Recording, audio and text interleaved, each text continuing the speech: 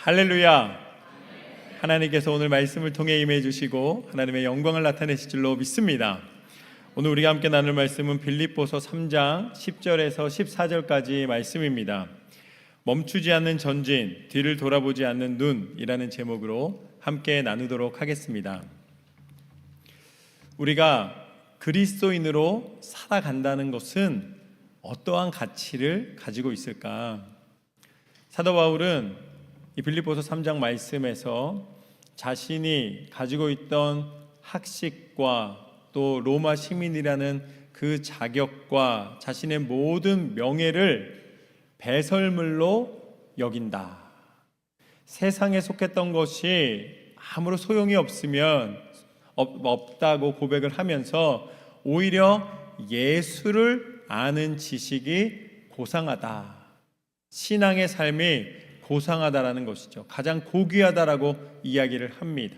그러면서 그 고귀한 신앙의 삶의 본질이 무엇인가? 그것이 바로 오늘 본문 말씀을 통해 전하고 있습니다. 10절과 11절 말씀을 보면 내가 그리스도와 그 부활의 권능과 그 고난에 참여함을 알고자 하여 그의 죽으심을 본받아 어떻게 해서든지 죽은 자 가운데서 부활에 이르려 하노니. 내가 한번 살아가는 인생인데 존귀한 자로 살아가면 좋겠다. 아마 누구나 다 가지고 있는 생각일 것입니다. 오늘 말씀에서는 그 존귀한 삶이 무엇인가? 그 삶이 바로 예수 그리스도와 함께 부활에 이르는 삶이다 라고 이야기해 주고 계십니다. 그러니까 세상의 성공, 세상의 원리가 아니라 그리스도인으로 살아간다는 것에 가장 존귀함을 얻는 길은 바로 예수 그리스도의 부활이다 라고 말씀해 주신 것입니다. 이것이 오늘 말씀의 첫 번째 교훈입니다. 부활의 신앙을 가지라. 부활의 신앙을 가지라. 왜 부활이 고귀한가? 왜 예수를 아는 지식에 연결되어 있는 우리가 신앙생활을 하면서 가장 존귀한 삶의 모습이 부활인가? 부활은 죽지 않는 것이 아니라 죽음을 이기는 것이기 때문입니다. 사람은 다 죽습니다. 그런데 대부분 어떻게 죽냐면 어쩔 수 없이 죽습니다. 죽을 때가 돼서 죽게 되는 것이죠. 그런데 예수님을 믿는 사람은 무엇이 다른가? 예수님을 믿는 사람은 어쩔 수 없이 죽는 것이 아니라 예수 그리스도를 믿음으로 예수님과 함께 죽고 예수님과 함께 사는 사람인 줄로 믿습니다. 예수와 함께 죽는다는 것이죠.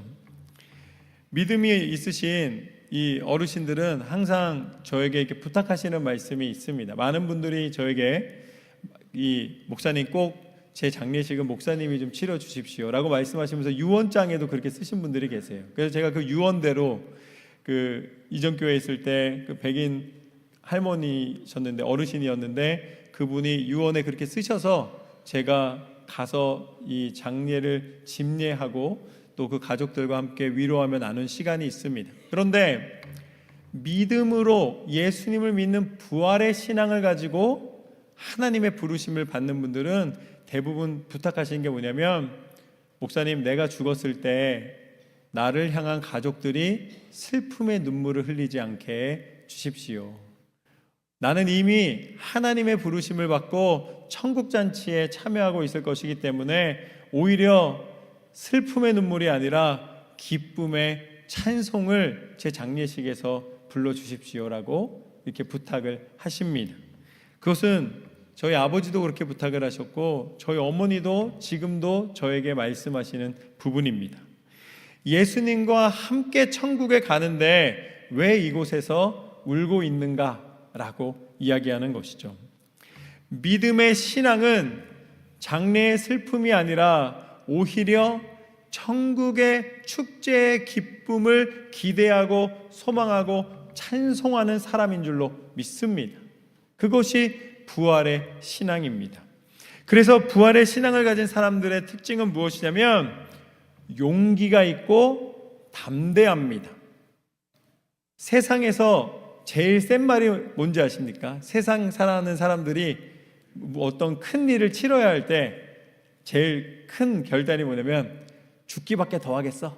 그러고서 하는 거예요. 죽기밖에 더 하겠어? 그러고 달려들면 이길 재간이 없어요. 그런데 그리스도인들은 뭐라 그럴까요? 어차피 살리실 텐데, 할렐루야. 우리는 죽기밖에가 아니에요. 하나님이 살리는 인생입니다. 그렇기 때문에 우리는 천국의 소망으로, 영원한 생명의 그 기대로 우리는 살아가는 사람인 줄로 믿습니다. 그렇기 때문에 죽음을 두려워하는 인생이 아니라 죽음을 넘어서는 인생이 되는 것이죠. 이것이 믿음입니다. 이것이 부활의 신앙입니다. 부활의 신앙은 고난을 피해가는 것이 아니라 그 고난을 지나 그 고난을 이기고 담대히 하나님의 말씀대로 순종의 삶을 살아갑니다. 제가 성경에서 제일 좋아하는 장면 중에 하나가 누가복음 4장에 있는 말씀입니다. 많은 사람들이 예수님을 쫓을 때에 예수님이 병을 고쳐주고 예수님이 기적을 베푸시고 예수님이 하늘의 비밀을 알려주시는 것 때문에 막 쫓아다녔습니다. 그런데 예수님이 정작 자기의 고향 나사렛에 가셔서 회당에서 예수님이 가르치십니다. 그럼 뭐라고 가르치시냐면 엘리야 때에 이방인 과부만이 그 가뭄을 면할 수가 있었다. 많은 사람들이 이 나병에 걸려서 죽어갈 때에 이방 민족의 장수였던 나아만만이 하나님의 은혜를 입어 그 병을 고침을 받았다. 그 얘기를 할 때에 유대인들이 분노했습니다. 그렇다면 하나님은 우리의 하나님이신데 이방인들을 위해 역사하시는 분이란 말인가? 그 말을 듣기 싫어서 유대인들이 이제 그 회당에 모였던 사람들이 예수님을 밀치기 시작합니다. 4장 29절과 30절 말씀을 보면 동네 밖으로 쫓아내요. 예수님을 동네 밖으로 쫓아냈다고 나와 있습니다. 낭떠러지까지 끌고 가서 밀쳐 죽이고자 하더니, 예수님을 밀고 밀어서 어디까지 가냐면 낭떠러지 앞에까지 간 거예요. 많은 사람들이, 거기에 있던 예수를 미워하는 사람들이 예수님을 밀어서 떨어뜨려서 죽이려 할 때에 예수님이 그 자리에서 기적을 나타내시거나 천지를 흔들어 놓으시거나 아니면 그 자리에서 너희들이 잘못했다고 꾸짖거나 이러지 않으십니다. 30절 말씀해 보면 예수께서 그들 가운데로 지나서 가시니라. 할렐루야. 언제 그랬냐는 듯이 그냥 그 사이를 유유히 지나가시는 예수님의 모습을 보게 됩니다. 죽이려는 사람들 앞에서 예수님은 다투거나 상처 입히거나 아니면 원망하거나 그들과 따지지 않고 있습니다. 예수님은 묵묵히 그 자리를 떠나고 계시는 모습을 보게 됩니다. 부활의 신앙은 무엇인가? 부활의 신앙은 문제에 묶여서 다투고 싸우는 사람이 아니라 그 문제를 넘어서 그 고난을 지나가는 사람인 줄로 믿습니다. 언제 그랬냐는 듯이 그 고난 속에서 사람들 사이에서 예수님은 지나가셨습니다. 저는 여러분이 어떤 문제가 막 나서 사람들 같으면 막 호들갑을 떨고 이거 어떻게 하는데 그 상황에서 예수님처럼 이게 뭐야? 그리고 딱 지나가시는 삶이 되시길 주님의 이름으로 축원합니다. 어떤 문제도 우리를 묶을 수 없습니다. 무엇을 통해? 부활의 신앙을 통하여. 부활의 신앙에서 제일 중요한 것이 있습니다. 그래서 고난을 대하는 태도입니다. 고난을 대하는 태도. 부활의 신앙에서 고난이 중요한 이유는 부활의 특권을 누릴 수 있는 길이기 때문입니다. 고난을 지나서 부활이 있다라는 것이죠. 하나님의 형상대로 지음받은 사람들은 모든 사람이 다 죽습니다. 한 사람도 예외가 없습니다. 예수님을 믿는 사람도 육신의 죽음을 맞이하게 됩니다. 그런데 요한복음 5장 28절과 29절 말씀을 보면 이렇게 나와 있습니다. 이를 놀랍게 여기지 말라. 무덤 속에 있는 자가 다 그의 음성을 들을 때가 오나니 선한 일을 행한 자는 생명의 부활로 악한 일을 행한 자는 심판의 부활로 나아오리라. 아멘. 사람은 이 원죄로 말미암아, 아담으로부터 시작된 죄로 말미암아 모든 사람이 육신의 죽음을 맞이하게 됩니다. 그리고 육신의 죽음을 맞이한 사람은 요한복음 말씀에 나와 있는 것처럼 다시 모든 사람이 부활하게 됩니다. 그러니까 부활은 그리스도인들만의 특권이 아니라는 거예요. 모든 사람들이 다 부활한다는 것이죠. 하나님 부활하게 해주세요. 다 부활합니다. 그렇기 때문에 부활은 그리스도인이 갖는 특권이 아니에요. 그런데 그 부활에서 그리스도인들이 구별된 것은 무엇인가? 예수님이 오셔서 바꾸신 것은 무엇이냐면, 세상의 부활은 부활했다가 결국 오늘 말씀에 나와 있는 것처럼 심판의 죽음으로, 제2의 죽음이라고 표현되고 있는, 성경에서 제2의 죽음이라고 표현되고 있는 지옥의 심판으로 가는 것입니다. 그러나 그리스도인들의 부활은 무엇이냐면, 예수와 함께 죽었기 때문에 예수와 함께 살아 오늘 말씀에 나와 있는 것처럼 영원한 생명을 얻게 되는, 하나님 나라의 백성 되는 은혜를 얻게 되는 줄로 믿습니다. 이게 다르다는 것이죠. 그렇기 때문에 참된 그리스도인이 되는 것, 그리스도인의 부활을 얻는 것은 무엇을 통해 가능한가? 예수님을 믿고 예수님과 함께 고난을 당하고 예수님과 함께 죽고 예수님과 함께 사는 부활인 줄로 믿습니다. 이 부활은 천국의 소망으로 연결됩니다. 그래서 이것을 부활 신앙이라고 부르는 것이죠. 우리는 너무나 욕심이 많습니다. 그래서 우리는 예수님과 함께 부활하여 천국은 가고 싶어요. 그런데 그 앞에 믿음의 고난은 당하고 싶지 않은 것이죠. 우리가 신앙생활을 잘하면 고난을 이기는 것인데, 우리의 기대는 돈을 잘 벌고 편하게 살고 명예롭게 살고 무언가 내가 원하는 것을 얻어내서 채우는 것이라고 생각을 합니다. 성경은 단호하게 이야기합니다. 아닙니다. 우리가 부활의 신앙으로 승리하는 그리스도인이 된다는 것은 오히려 세상을 담대히 이기며 하나님이 원하시는 길, 예수 그리스도와 함께 십자가 위에서 죽고 예수 그리스도와 함께 사는 길인 줄로 믿습니다. 고난을 외면하거나 고난을 두려워하거나 싫어하지 마십시오. 담대히 믿음의 고난을 통해 허락받는 부활의 영광의 삶이 되시기를 주님의 이름으로 축원합니다. 그래서 사도 바울은 이렇게 이야기를 합니다. 12절 말씀에 보면, 내가 이미 얻었다 함도 아니요 온전히 이루었다 함도 아니라 오직 내가 그리스도 예수께 잡힌 바 된 그것을 잡으려고 달려가노라. 아멘. 이것이 오늘 말씀의 두 번째 교훈입니다. 신앙은 이룬 것이 아니라 이루어 가는 것이다. 특별히 부활 신앙입니다. 신앙은 이룬 것이 아니라 이루어 가는 것이다. 신앙생활을 오래 하다 보면은 이렇게 이야기하는 경우가 많습니다. 이만하면 됐다.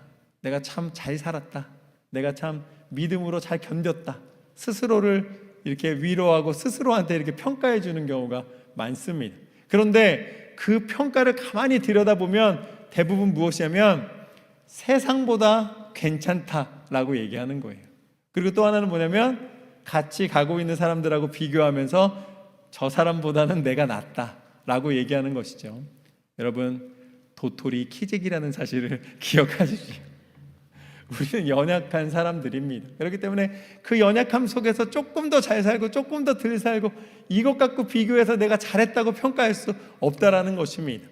우리는 끊임없이 하나님이 내게 원하시는 것이 무엇인지를 분별하여 살아가야 될 줄로 믿습니다.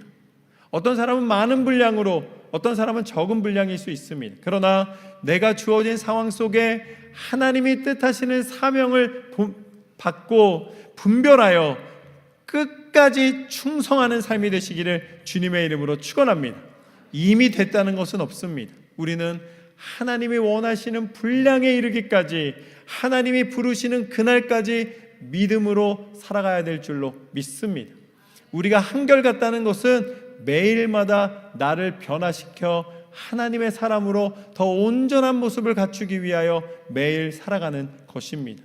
어제보다 오늘 더 정결한 삶을 살아가고 어제보다 오늘 더 신실한 삶을 살아가고 매일마다 끝까지 믿음의 삶으로 살아가시기를 주님의 이름으로 축원합니다. 영적인 교만을 경계하고 하나님이 내게 주신 겸손함으로 매 순간 말씀을 의지하여 살아가는 삶, 그것이 부활 신앙의 삶인 줄로 믿습니다. 우리는 이루어가는 삶을 살아가는 것이죠. 그러기에 사도 바울도 이렇게 고백합니다. 고린도전서 15장 9절과 10절 말씀을 보면 나는 사도 중에 가장 작은 자라. 사도 바울은 가장 학식이 높은 사람이었고 어찌 보면 가장 능력이 있던 사람인데도 불구하고 자기 자신이 가장 작은 사람이라고 고백을 합니다. 나는 하나님의 교회를 박해하였으므로 사도라 칭함받기를 감당하지 못할 자니라.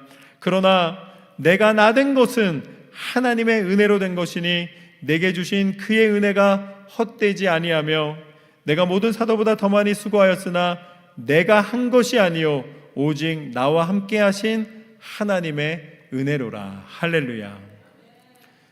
저와 여러분의 삶 가운데 매 순간 나를 축복하여 주시고 나로 호흡하며 살아가게 하시며 하나님의 일을 감당케 하시는 그 은혜에 감격함으로 믿음으로 승리하는 삶이 되시기를 주님의 이름으로 축원합니다.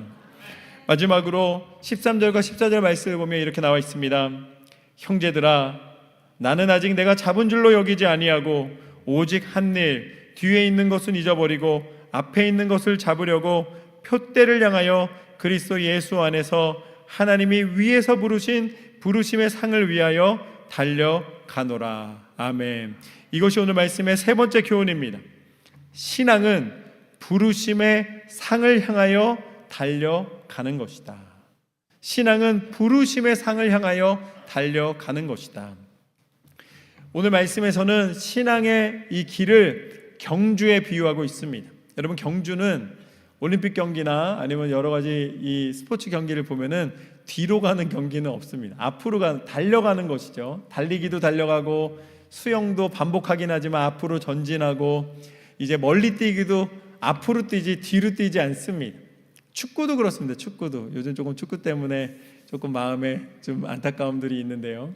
축구도 내 앞에다 골을 넣어야지 내 뒤에다 골을 넣으면 어떻게 됩니까? 자살골이 돼서 마이너스 1과 다를 바가 없는 거예요. 앞으로 넣어야 이기게 되는 것이죠.